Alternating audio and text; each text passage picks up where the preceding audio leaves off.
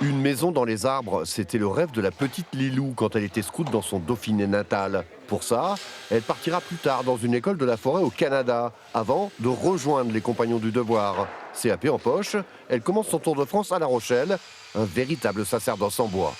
C'est sûr qu'il faut faire des sacrifices entre guillemets, mais enfin, c'est quoi? C'est quelques années dans une vie et derrière on sort super riche de liens sociaux parce qu'il y a une grosse part de communauté.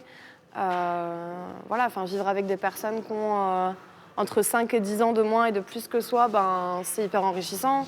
Comme Lilou, plus de 250 apprentis sont formés tous les ans aux Compagnons de La Rochelle. En ce moment, Amandine Dognaud, responsable du centre, reçoit les nouveaux postulants, avec rigueur, mais surtout bienveillance, comme toujours.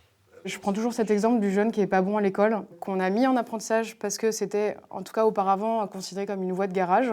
Ça l'est beaucoup moins aujourd'hui. Et en qui on ne croyait pas, en fait.